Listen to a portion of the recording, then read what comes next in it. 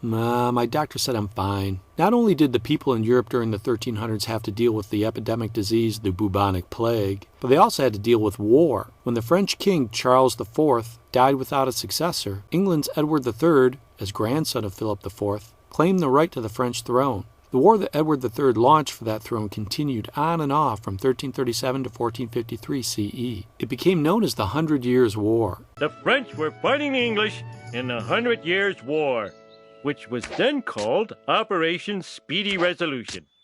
The 100 Years' War brought a change in the style of warfare in Europe. At this time, some combatants were still operating under the medieval ideals of chivalry. This would change with the introduction of the longbow. The longbow was cheap, easy to carry, and deadly. It was powerful enough to penetrate armor, thus reducing the impact of mounted cavalry. Bowmen could fire so fast that the longbow has been called the machine gun of the Middle Ages. The average archer could fire 12 to 15 arrows per minute and hit a man at 200 yards away. That's 2 football fields. The arrows were absolutely fatal when shot within 100 yards. The English introduced the longbow and demonstrated its power in 3 significant battles. The first and most spectacular battle was the Battle of Crecy on August 26, 1346 CE. The English army, including longbowmen, was outnumbered by a French army 3 times its size. The French army included knights and archers with crossbows. French knights believed themselves invincible and attacked. All right, garçons. 3, 2, 1.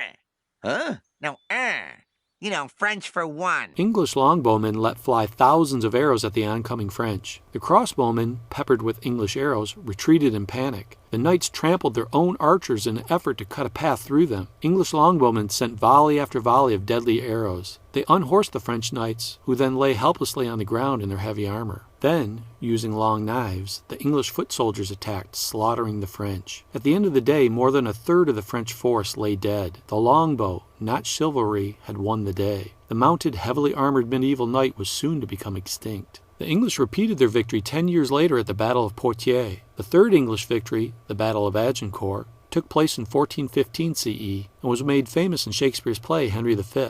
The success of the longbow in these battles spelled doom for chivalric warfare. Although winning these battles, England would not win the war. In 1420 CE, the French and English signed a treaty stating that Henry V would inherit the French crown upon the death of French King Charles VI.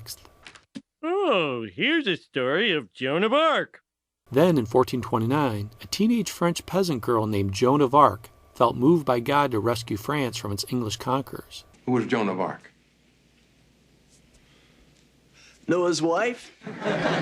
When Joan was just 13, she began to have visions and hear what she believed were voices of the saints. They urged her to drive the English from France and give the French crown to France's true king, Charles VII. On May 7, 1429, Joan led the French army into battle near the city of Orleans. It was a hard-fought battle for both sides, but the French finally retreated in despair. Suddenly, Joan and a few soldiers charged back toward the fort. The entire French army stormed after her. The siege of Orleans was broken. Joan of Arc guided the French onto the path of victory. After that victory, Joan persuaded Charles VII to go with her to Reims. There he was crowned king on July 17, 1429. In 1430, though, Joan was captured by the enemy and turned over to church authorities to stand trial for heresy. Although the French king Charles VII owed his crown to Joan, he did nothing to rescue her. Condemned as a witch and a heretic because of her claim to hear voices, Joan was burned at the stake on May 30th, 1431. The long, exhausting war finally ended in 1453, with the English driven out of France, and with each side experiencing major changes. A feeling of nationalism emerged in England and France. Now people thought of the king as a national leader, fighting for the glory of the country, not simply a feudal lord.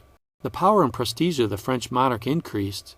It's good to be the king. While the English suffered a period of internal turmoil known as the War of the Roses, in which 2 noble houses fought for the throne. Some historians consider the end of the 100 Years' War in 1453 as the symbolic end of the Middle Ages. The twin pillars of the medieval world, religious devotion and the code of chivalry, both crumbled. The age of faith died a slow death. This death was caused by the Great Schism, as well as the scandalous display of wealth by the Church and the discrediting of the Church during the bubonic plague. The age of chivalry died from the longbow on the battlefields of Crecy, Poitiers, and Agincourt in the 100 Years' War.